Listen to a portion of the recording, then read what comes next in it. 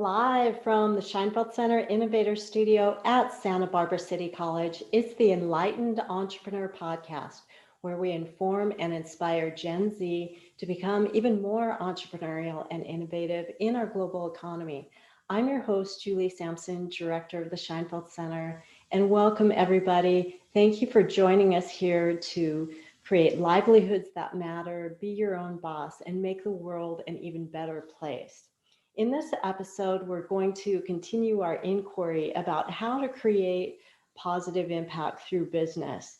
Today, we're focused on how to create a sustainable clothing brand. And this is so relevant because so many aspiring young entrepreneurs want to start a sustainable clothing brand because they see the unsustainable practices in the fashion industry and the impact that it's having environmentally, on people, and economically.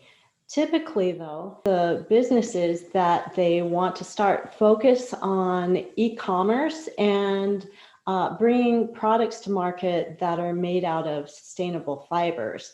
And while that's a really good focus, it kind of leaves a lot out of the full picture of sustainability. So what we're going to do today is help you become more innovative in the way that you're thinking about your business. We'll bring together a framework for sustainability, and then we'll talk about a few ways that you can bring your sustainable brand to market in an innovative way. So sustainability is the integration of environmental health, social equity, and economic vitality in order to create thriving, healthy, diverse, and resilient communities for this generation and generations to come.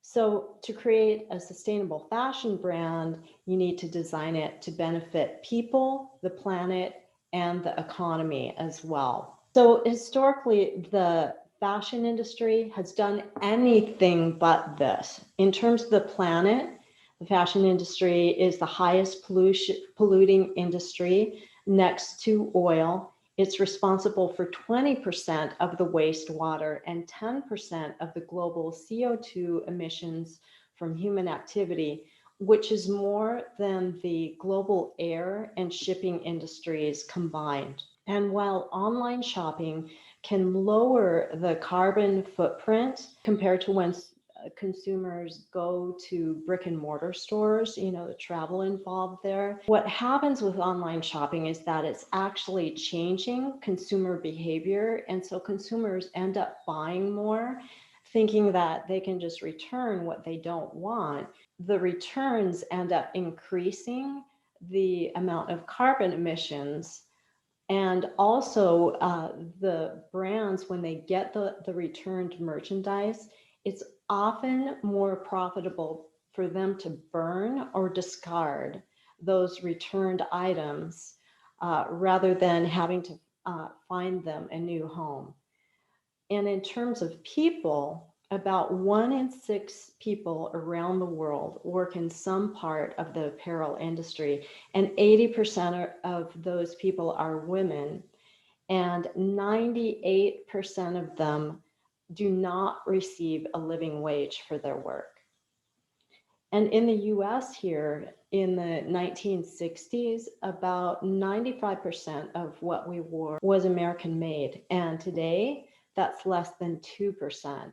And that drop represents an 80% drop in apparel manufacturing jobs in this country. Let's look at the economy. Okay, so in the 1960s, people invested an average of 25 clothing items per year. And in this generation, we've tripled that. And more than half our wardrobe ends up in the landfill in 3 years. So all of that value, all of the energy, all of the resources, all of the labor that went into creating that clothing hits a dead end, and all that value is lost because of the linear economy there. Linear meaning that clothing is created, used, and then thrown away. And the other thing is that 65% of the clothing that we wear is now contains synthetic fibers, and it can take these fibers hundreds of years to decompose. So, in an effort to address sustainable fashion and creating a sustainable fashion brand, it's really important to focus on what we call the circular economy.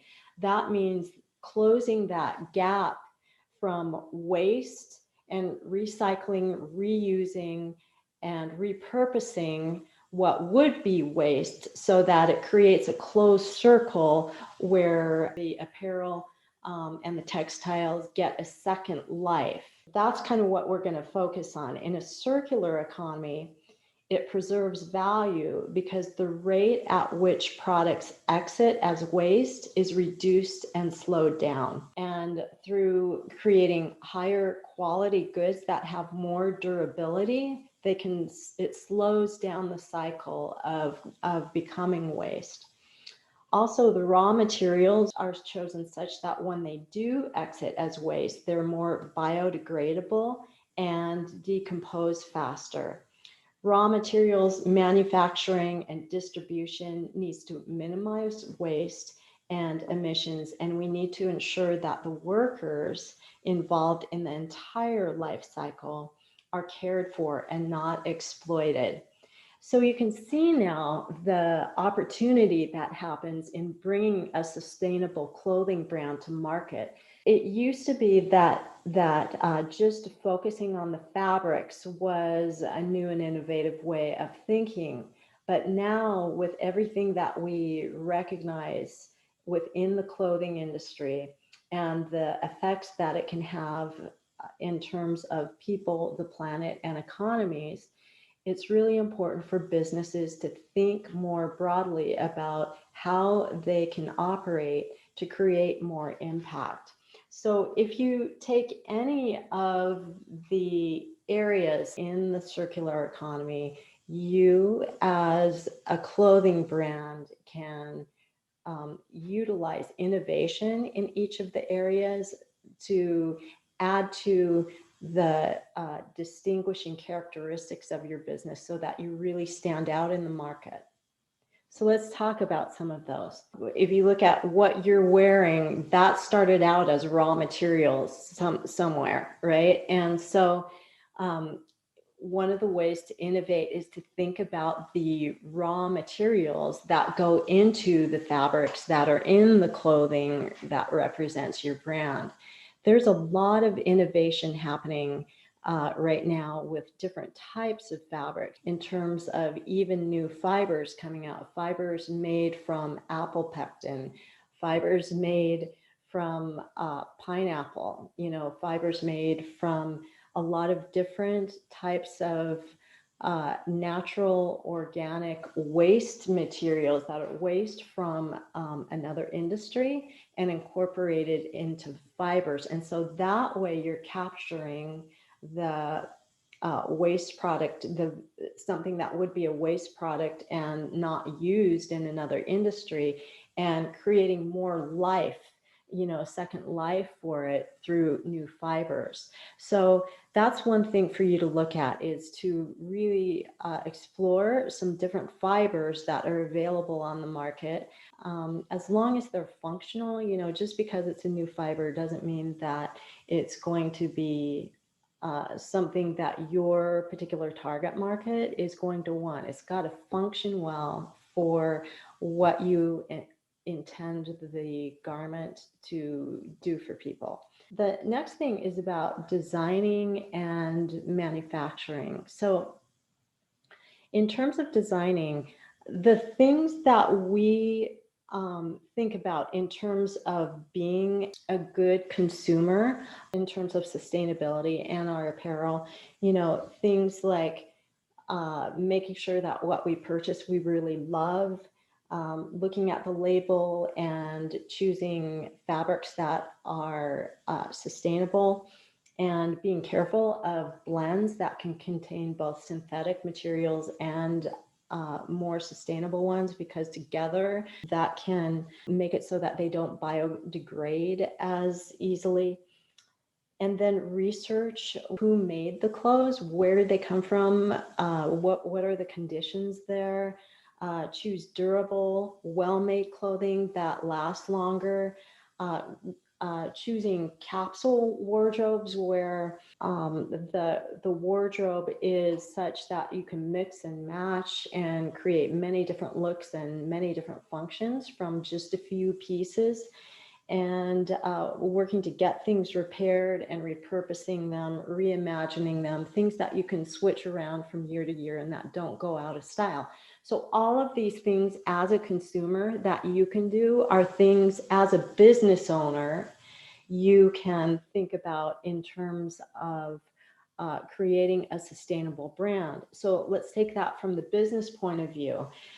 So it's really creating things that your target market loves to wear. This requires that you really understand your target market, right? A lot of times when, for young entrepreneurs, aspiring entrepreneurs, they don't want to think about a target market limiting who they are selling to. They want to sell to everybody. Everybody will want to buy it, is kind of the thinking that they can have.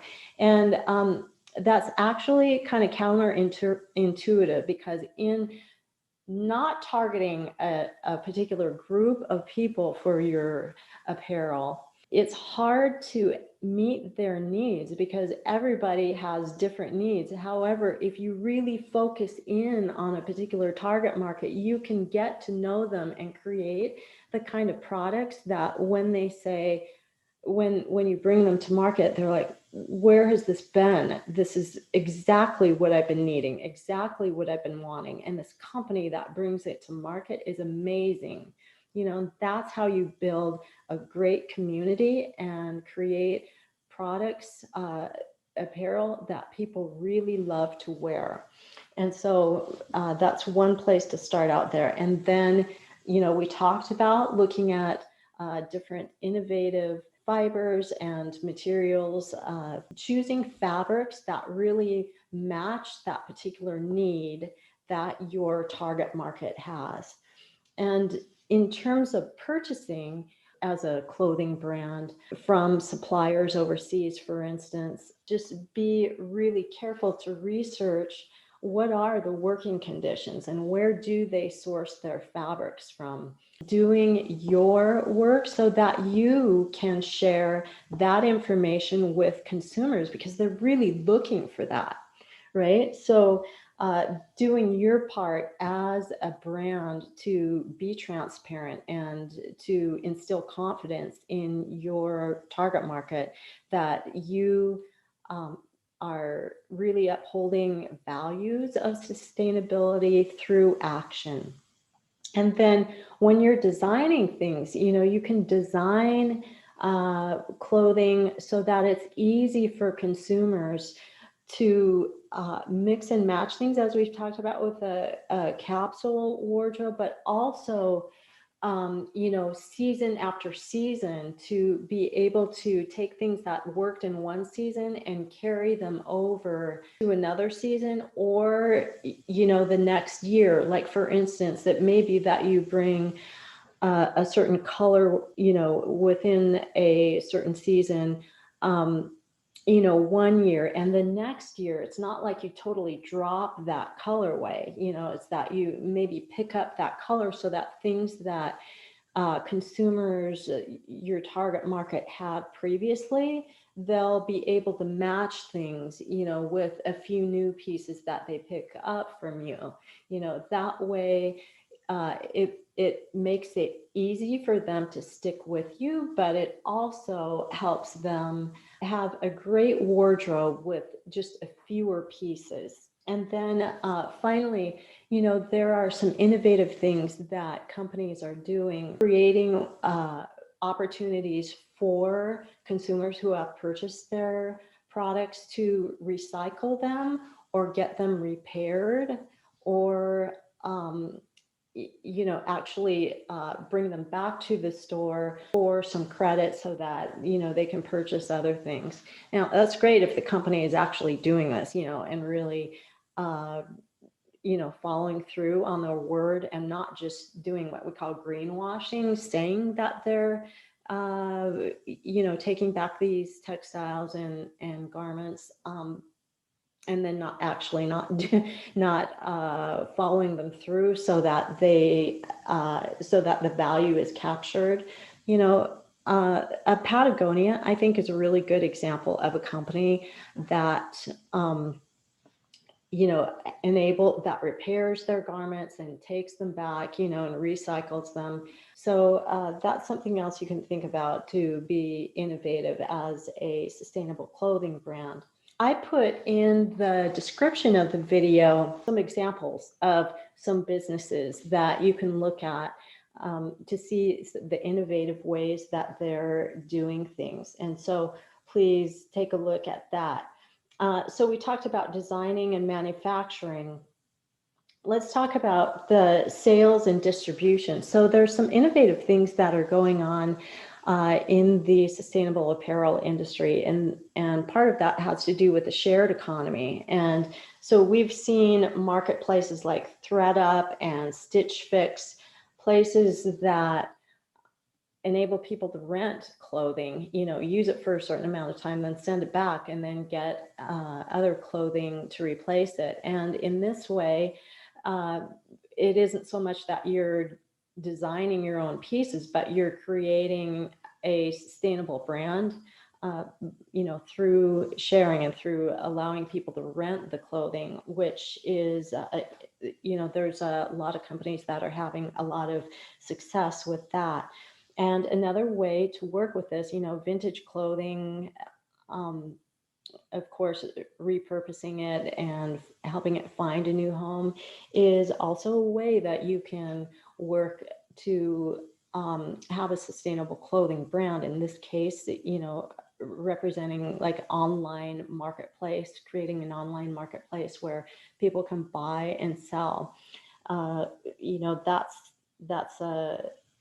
That's a way to be sustainable. And then another innovative way to work with clothing brands to create a sustainable clothing brand is actually to bring together products on a platform, on a website that you've already done the vetting for the consumers, and you have a rating system so that every consumer doesn't have to go out and do their own research. If you are a reputable company and you bring together a curated collection of products that you've already done the research and you're able to rate them for consumers so that they can just go to your site and they have trust that what you've curated there hits certain benchmarks in terms of sustainability for the planet, for the people, for the economy. That is very attractive because it saves people time. There is a company called Good On You that does this type of thing. You can check them out. The link is down below. And they can, you can take on that type of approach with a sustainable brand. Let's see. So a final thing to think about is how products that you can bring to market that actually support sustainable brands. An example of this is a microfiber filter that Planet Care has developed. And what happens is, because of the synthetic fibers, the polymers, the plastics that are used in clothing, when you wash them, they actually get into the water and get into the water system. And also we're within all of us because we drink water then. I mean, we're carrying around these microplastics, right? This is a concern. It gets into fish, it gets into wildlife. And so, developing things that can actually address things like this, like the Planet Care filter, which filters out some of those microplastics so that they don't get into the water system. That's another way to think about being involved in a sustainable fashion brand. It may be outside supportive products or services like that. So, yeah, those are some innovative ways that you can think about your sustainable brand. Once you've gone through this and you've gotten some ideas for how you want to bring your brand to market, there are some simple steps that you can do to help ensure your success and mitigate risk. One of the greatest reasons, the top reason for business failure, is that uh, there's no market need for what's brought to market. So, in other words, there's no buyers, or there's not enough buyers to sustain a business. So the way to do that way to avoid that is to make sure that you have identified your target market, you're really clear on what they're needing and wanting, and then design and bring products to market that really meet those needs. In order to get that process going, I suggest that you put together a series of what we call mood boards, or you can write these things down if you're more of a writer. You can go that route. If you're more of a creative type, you can create these mood boards, which is just like a collage of pictures and concepts that you can put together in these targeted areas. So whether you're a writer or you're a creative, choose the approach that works for you. But this is what you want to think about. What is your brand philosophy? So what is it that you stand for? What is the change that you want to create? What are the values that you want to uphold as a company? And this should align with who you are. If you look at the brands that are prominent in the market that really stand for something that consumers care about, that came from the founders. That wasn't just something that was developed. Somebody thought about it and they're like, well, we should, incorporate this because it's what consumers want. It comes from the passion of the founder and the values of the founder. So here it's really important to look at what your values are. What do you want to live for? What is the type of world that you want to be in? And then incorporate this into your brand philosophy. So what you can think of, what types of feelings do you want your brand to elicit in people? What will be your only, like, what will what is the thing that only your brand will be known of? What's going to distinguish you in the market? And then, make sure that your brand name, your tagline, your color palette, your font choice, your images, everything align with that. And so if you do this mood board and you put those images together that represent that, that can be super helpful actually when everybody's going to have a website, everybody's going to have social media. When you put together that mood board, you can take it to like a web designer, and when you're discussing how you're going to create your website, if you have that image of what you want to create, the colors that you want to incorporate, kind of the look and the feel, it will help your designer create exactly what you want that's going to appeal to your customers. The second type of mood board that's good to create, or the writing that you should do, is who's your target market. So getting a core profile down of who you are creating for. So your target market are the people who will buy from you the most frequently, who will pay the price that you need to charge in order to be profitable for the important work that you're doing, who will evangelize your brand. In other words, talk about it, wear it, show it to other people, be really social about it, because that helps promote your brand, helps with your marketing, and it'll help build your community too. Those are all really important things. So define who that is and design for them. Create this visual montage of who they are and know what it is that they care for, their values, their beliefs, what they're trying to do in the world.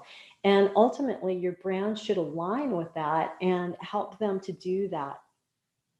All right. The third thing then, that's good to do a mood board on or describe in your writing is your flagship product or flagship line.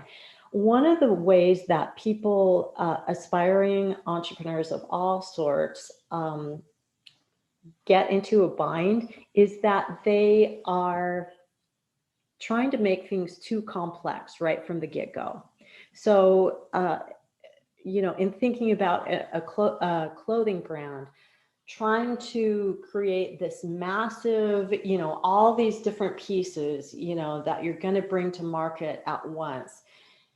That takes a lot of time. That takes a lot of capital. You're bringing products to market that, you haven't tested at first. And so a better way to think about this is what is your flagship product or 1 to 3 products, your small line that you can just get started with and get them into the market, test them, see how they do, get your community building around it. If you're bringing just in these 1 to 3 pieces, something that customers really love, then they'll be looking for the next thing from you, and you can design with them in mind. So figure out your basic flagship product. And notice we didn't start with looking at what would the product be. We looked at what is your brand philosophy? Who are you and what do you want your brand to represent? And who is your target market? And it isn't until then that we even brought up this idea of what is the product that you are going to bring to market. And then finally, once you do have this concept of the products that you're going to bring to market, then the fourth mood board or writing that you want to do is to lay out your customer experience from start to finish. Where are they going to come across you? If you're selling online, what are they going to experience online with your website? What is the search process going to be like, in order to find the different items that you have for sale, the different apparel that you have there? What's going to make it easy for them to locate what they want and to kind of to shop, to shop your online store? What is the checkout process going to be like? And what about the delivery? And don't just stop there, but after they purchase, what are you going to do to connect with them and maintain them as customers? So that whole thing, mapping out the customer experience is super important. So what we've done today is we've talked about the apparel, the creating a sustainable brand by looking at the circular economy and innovation in each step there. And we've talked about how to get the concept of your brand together through the mood boards or the 4 different areas of writing. That will really help you. Once you've done that, you can put yourself in a community that is supportive of helping entrepreneurs like yourself take action and supporting you along the way. We do that, for instance, here at Santa Barbara City College in our entrepreneurship program. We're action-based, where students are actually implementing, starting their product or service in the context of the courses that they create. And we have a whole community around that. That's what we do here, but that's available for you wherever you are. So make sure you connect with that community, because you'll want that support, to keep you going. And before we go, I see that we have an audience question that came in. And so let's go ahead and address this question.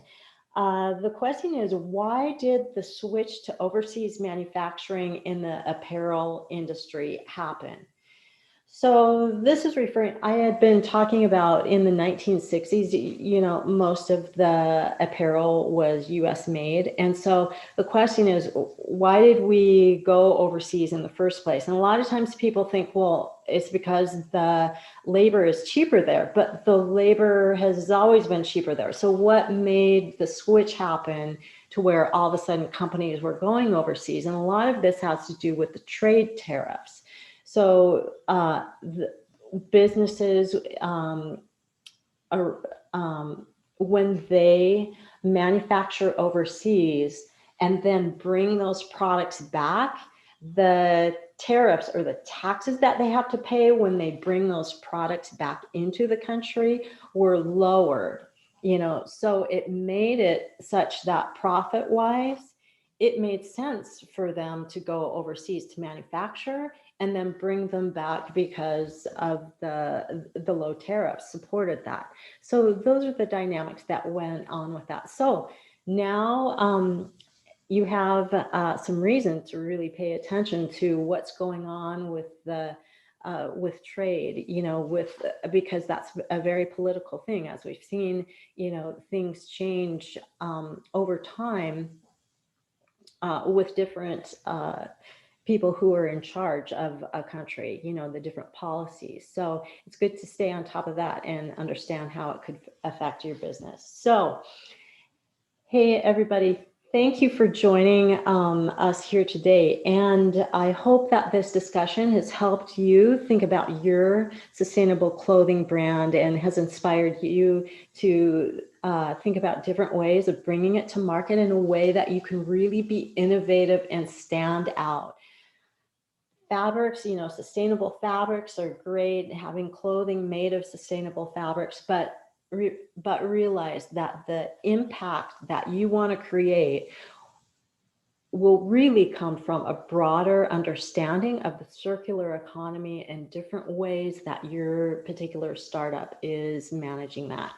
So that's it for today, everyone. You take care. Have a great week. Thanks for joining in. We'll be back here next week. And until then, like, share, subscribe, and invite others to join us too, because we're definitely better, stronger, more innovative together. Thanks so much, everybody. Have a good week.